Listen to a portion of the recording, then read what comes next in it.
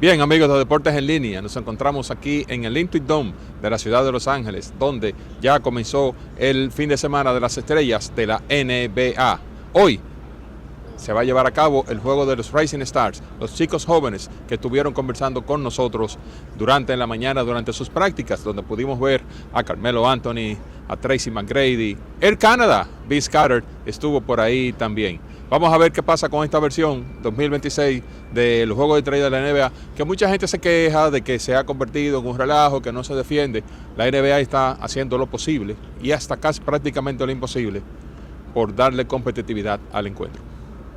As the season is advancing, you are getting better. Is a matter of confidence, or you are putting extra work? I feel like just my confidence in the work I put in every day has helped me become better. Has helped me, just help the team win. Has helped, my game, and just having that confidence level to go out there on a nightly basis is important. Play with David Jones. What can you tell us? David Jones? Yeah. DJG, that's my guy. And hopefully he gets better and speedy recovery from him. But that boy is a scorer. He played the game the right way, and then he's just a better person off the court. So that's definitely my guy. Hey Jalen, earlier in the season I talked with Josh Hart, and he mentioned about certain shorter players having a knack for rebounding. What can you speak about that, as you yourself also fit in that category? Yeah, I feel like first it's a mindset and then it's an IQ that comes along with it. I think my whole career I've had a really good IQ about offensive rebounding and rebounding in general.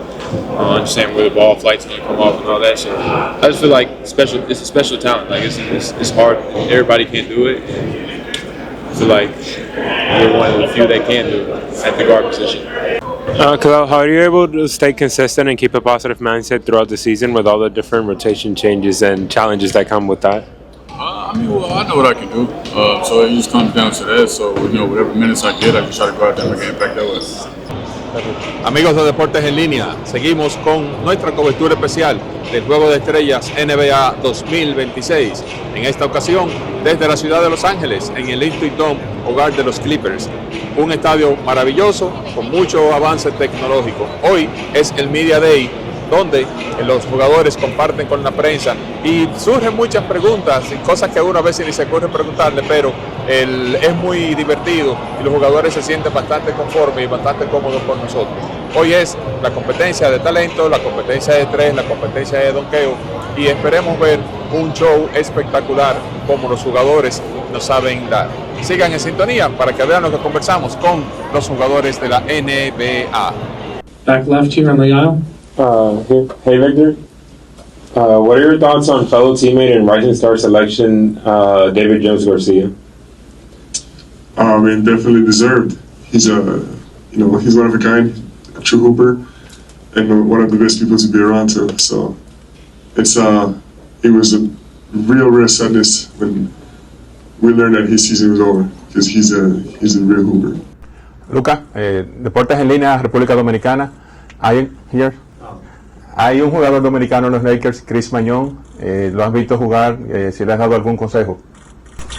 Sí lo he visto jugar. En pretemporada estuve lesionado, así que no le pude ver mucho. He visto algún partido del G League. Creo que es un jugador muy bueno y que va a tener mucho éxito en la NBA. Hey Carl, the Dominican Republic is very proud for you representing the country in this global stage. Do you feel the same way? Yeah, I definitely feel the same way. It's an honor. Like I said, I talked about it even before the All-Star game. The personnel was announced. I wanted to be part of Team World, and I brought it up even when I was younger in the rookie-sophomore game, and it was World versus USA, and I was on the USA team, and I talked about how much I wanted to be on the World team because of my Dominican roots and my country. So I'm glad that on the biggest stage in NBA you could have on this weekend, I was able to do it. Can you send a message to Dominican Republic? De lo mío. Shout out to the DR. I love the DR, the big Dominican community in Boston. Yeah. Al Horford was one of my greatest teammates. So I've never been to the DR. Hopefully you guys invite me soon so I can go, have some good food and stuff like that so we can have a good time. Thank you. With David Jones, what can you tell us about? First one, David Jones person. No, man, I love David, man. He's such a great person, and obviously we know his scoring ability and what he's done in the G League.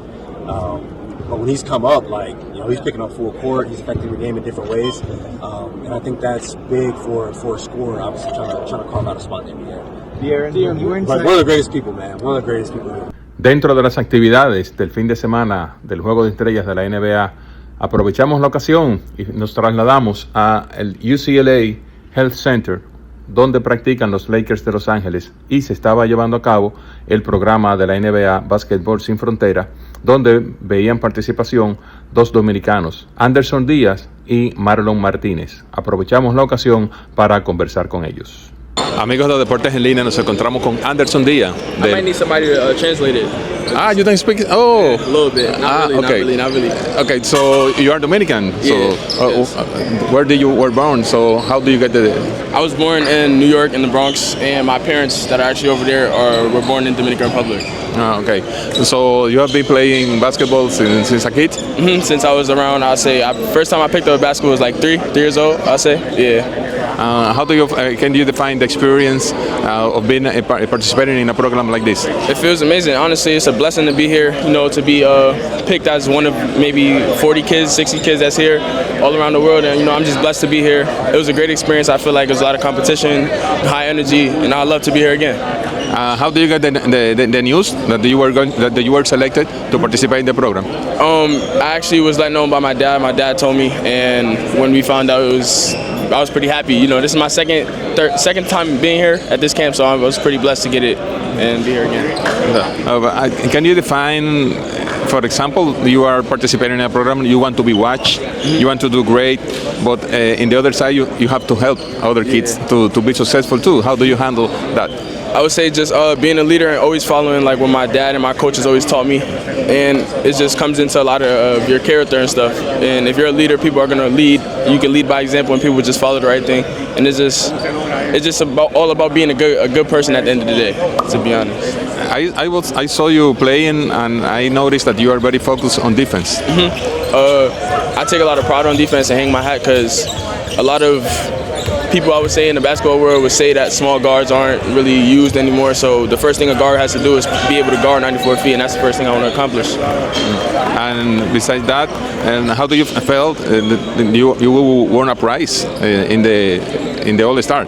I feel, like I said, it's a blessing. You know, last time I was here, I also got this as well. So it's just a blessing to be recognized twice as being an All-Star and being one of the standout players, let alone the first. From the NBA, who is your favorite player? I would say Kyrie Irving once he returns back, and I like Shai Gilgeous-Alexander. But I would say my all-time is Kyrie and Allen Iverson. Mine is Kyrie Irving also. Yeah, Kyrie. I love to see him play. Me too. I love Kyrie. I love Kyrie again. Have you had the chance to represent Dominican Republic in any tournament? Yes. I think two years ago I played in the U18 America Cup with Dominican Republic. You know, when it was Danny Carbuccia with that team. Yeah, I played with them. And have you seen the selection play when they do outside of the country? The Dominican team. Oh yes. I've seen a few games. You know, me and my dad watch sometimes, but sometimes I'd be a little busy, just a little bit. So you know, but I've watched. And for the Dominican team, who is your favorite? I'm not good with names, but it is the point guard though. The point guard, he's gritty. He's everywhere. Andre Feli or Jan Montero? Feli. Yeah. Andre Feli. Okay. So, can you send a message to Dominican Republic? Message to Dominican Republic fans? Thank you for all the support. You know, repping it forever, and just I love my country. Thank you and good luck. Thank you. Amigos de Deportes en Línea, nos encontramos ahora con Marlon Martínez, también otro de los jugadores dominicanos que estuvo participando en el Básquetbol Sin Fronteras, que es un programa que tiene la NBA para estos muchachos jóvenes, darle la oportunidad de una vitrina para que ellos exhiban su talento. Cuéntanos, Marlon, cómo te sentiste, cómo recibiste la noticia cuando te seleccionaron. Bueno, fue mi manejador que me dijo y ni me lo creía en realidad, pero sí, una gran experiencia estar aquí. En realidad me siento muy orgulloso de representar el país también y sí, muy orgulloso de estar aquí. ¿Es la primera vez que tú participas? Bueno, no, tuve la primera vez también en El Salvador. Esta sería la segunda vez, sí. Entonces esta es la primera vez aquí en Estados Unidos. Bueno, sí, en Estados Unidos sí, y más aquí en Los Ángeles también. Eso te iba a decir, o sea, practicar en una cancha donde han practicado figuras como Magic Johnson, más recientemente LeBron James y como Luka Doncic ahora, cuéntanos el sentimiento. Literal, ni me lo creía que iba a ser aquí en realidad, porque mi jugador favorito es Luka Doncic, LeBron James, y nunca me imaginé que iba a ser aquí en la práctica de los Lakers y cosas. A veces a ustedes lo llevan a conocer a los jugadores, ¿has podido hablar con alguno de ellos? Bueno, yo hablé con Danilo Gallinari, hablé un poco con él, le hice varias preguntas, tú sabes, son jugadores que tienen mucha experiencia y sí, todo bien. ¿Cómo manejar la presión de tú querer lucir bien para que tu nombre sea recordado y también poder jugar el juego en conjunto, ayudar a los demás compañeros? Bueno, yo no me presiono, yo solo juego, me gusta jugar y juego. Yo no me pongo presión, un ejemplo de que yo soy hijo malo, no, yo juego, me gusta jugar y juego, ya. Muchas gracias y éxito en el resto del torneo. Muchas gracias.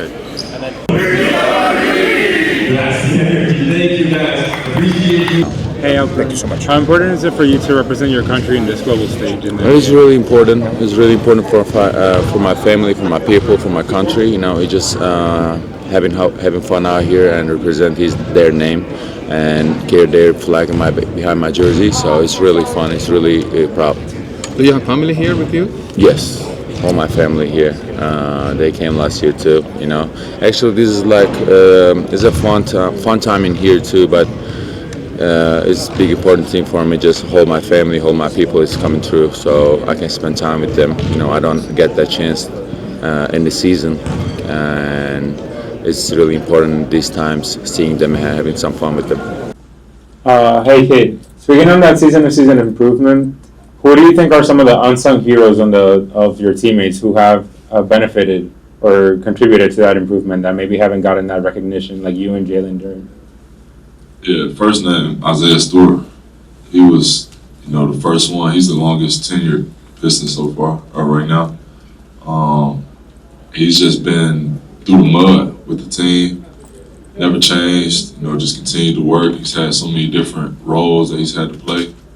But every year he works his tail off and then he finds a way to contribute. So Isaiah Stewart is by far the first name to come to mind.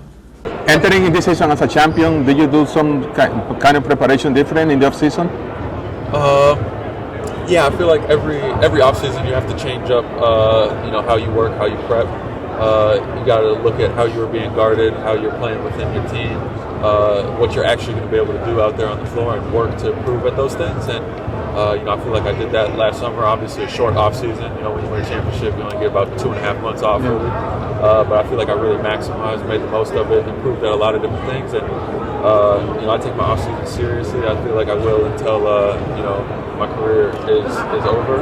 I feel like the off season is one of the most important times of the year. Obviously, it's not important publicly. People can't really see all the work that you're putting in, but when the season starts, that's when they get to see. Is it different the pressure as a champion?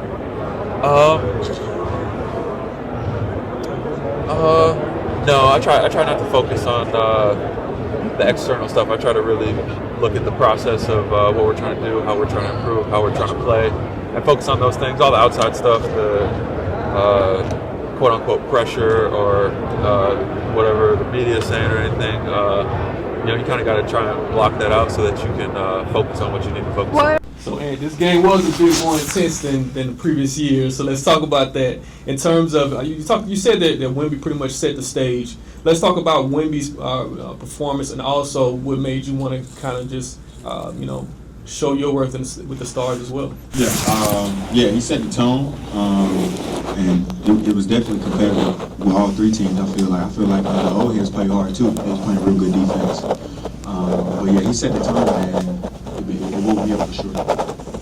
That group. Probably being the world team. Yeah. Why? I mean, because what they say. They say they're the best players in the world. Yeah.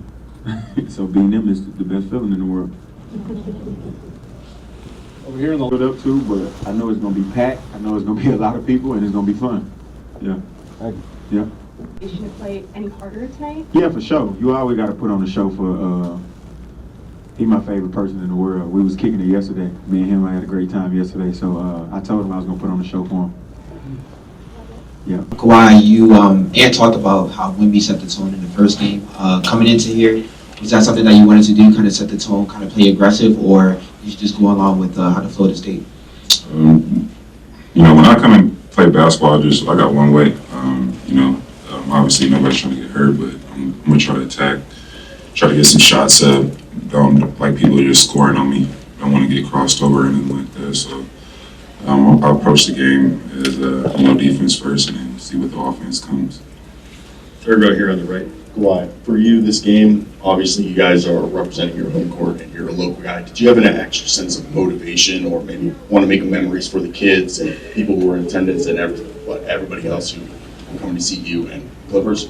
Yeah, I grew up coming up here watching, going to the convention center, seeing stars walk around and, dreaming of being here. And, I want to take, the opportunity to play great. Not take advantage of it, take advantage of it and go out there and ball. So I was happy I was able to do that this year in LA, and also in the. Obviously, a different format this year, shorter game this year. Did that impact your prep heading into this at all, or how you established early? A little bit, just different from, you playing 12 minutes and then you resting, 15, 20 minutes, and then got a next game, different opponent. So it is a difference, but it's just like playing pickup basketball outside. Really, the team wins, you stay on for the most part, and it was fun. I enjoyed it. Bien, amigos de Deportes en Línea, de esta manera damos por terminada nuestra cobertura especial al Juego de Estrellas de la NBA 2026 en la ciudad de Los Ángeles, en el Intuit Dome, hogar de los Clippers de Los Ángeles, donde resultó como ganador el equipo del Team Stars de Estados Unidos, quedando como más valioso Anthony Edwards, que todos dicen que es el relevo de la liga. Así que un formato muy interesante, les gustó a los jugadores, les gustó al público, les gustó a la prensa, y creo que este formato sí va a llamar la atención y lo va a hacer mucho más competitivo para ediciones futuras. Nos vemos en el Juego de Estrellas de 2027.